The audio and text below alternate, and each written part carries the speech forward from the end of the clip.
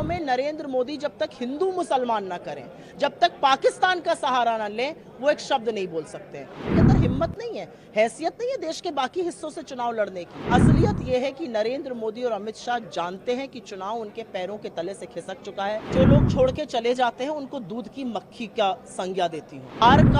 हार का अंदेशा देखकर दिमागी संतुलन सिर्फ नरेंद्र मोदी का थोड़ी उखड़ा है, दिमागी संतुलन तो योगी आदित्यनाथ का भी बिगड़ गया है। नरेंद्र मोदी इस देश के 10 साल से प्रधानमंत्री हैं, 140 करोड़ लोगों के प्रधानमंत्री हैं, 12 साल गुजरात के प्रधानमंत्री रहे, उसके पहले संघ के प्रचारक या जो भी होता है वो थे। क्या नरेंद्र मोदी एक चुनाव बेरोजगारी पर, महंगाई पर, आर्थिक असमानता पर, गरीबों पर, किसानों के मुद्दों पर, श्रमिकों के सम्मान पर, महिला की सुरक्षा पर नहीं लड़ सकते हैं?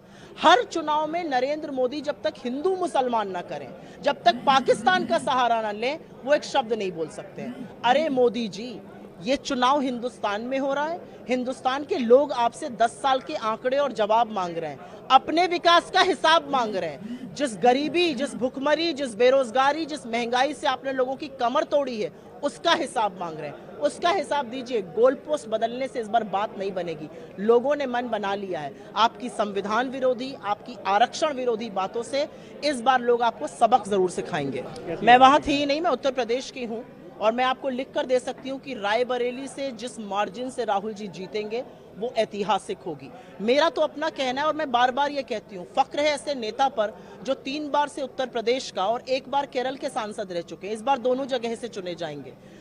मैं तो नरेंद्र मोदी जी और अमित शाह से कहती हूँ कि विंध्याचल के नीचे महाराष्ट्र में, उड़ीसा में, तमिलनाडु में, तेलंगाना में, आंध्र प्रदेश में, कर्नाटक में, केरल में एक चुनाव लड़के दिखा दीजिए। देश का हिस्सा है, आपके अंदर हिम्मत नहीं है, हैसियत नहीं है देश के बाकी हिस्सों से चुनाव लड़ने की। असलियत यह है कि नरेंद्र मोदी और अमित शाह जानते हैं कि चुनाव उनके पैरों के तले से खिसक चुका है। असलियत यह भी है कि वो जानते हैं कि राहुल जी ने बहुत बड़ा रणनीतिक दांव खेला है, पूरी तरह से इनकी हवा निकाल दी है। उत्तर प्रदेश से इनकी बड़ी शिकस्त होने जा रही है और जिस गुजरात में हम बात कर रहे हैं, चौंकाने वाले परिणाम आने जा रहे हैं, इसीलिए भागे भागे फिर रहे हैं और उल्टी सुल्टी बातें कर रहे हैं। मैं अमूमन जो लोग छोड़ के चले जाते हैं उनको दूध की मक्खी का संज्ञा देती हूँ, और दूध से निकली हुई मक्खी पर मैं क्यों बात करूं।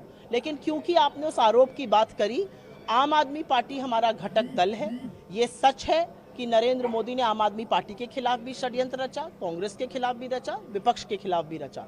आम आदमी पार्टी के साथ लगातार वार्ता जब हुई तो जिस दूध की मक्खी का आपने जिक्र किया वो उसमें शामिल थे, और उसके बावजूद वो इस तरह की बातें कर रहे हैं। बीजेपी का दामन थामना आपकी मजबूरी रही होगी, लेकिन झूठ बोलना आपकी मजबूरी नहीं है। झूठ बोलना, जिस तरह के झूठ आप बोल रहे हैं, ये आपके चरित्र दिखाता है। हार का अंदेशा देखकर दिमागी संतुलन सिर्फ नरेंद्र मोदी का थोड़ी उखड़ा है, दिमागी संतुलन तो योगी आदित्यनाथ का भी बिगड़ गया है।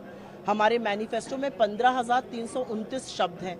एक जगह दिखा दें जहां पर ये सारी बातें हैं जो वो कर रहे हैं। कांग्रेस ने तो 55 साल सत्ता चलाई है, 70 साल का हिसाब आप मांगते थे। 70 साल में कांग्रेस ने कभी भी किसी के जेवर, कभी भी किसी का कमरा, कभी भी किसी की गाय भैंस लेकर किसी को दिया है? कभी भी कांग्रेस ने रेटल टैक्स लगाया? हमने 85 में स्टेट टैक्स हटाया। ये किस तरह की बातें करते हैं? हमने गरीबों को जब सीमा रेखा से निकाला, 27 करोड़ गरीबों को, तो लोगों की जेब से पैसा नहीं लिया, अलबत्ते हजारपतियों को लखपति, लखपतियों को करोड़पति, छोटे छोटे उद्योगों को मल्टीनेशनल कंपनीज बनाया। ये सही निष्ठा और सही नीतियों का परिणाम था। आप ये समझेंगे नहीं। आप इस देश को बरगलाइए, आप इस देश के सामने झूठ बोलिए, लेकिन ये देश सब समझता है।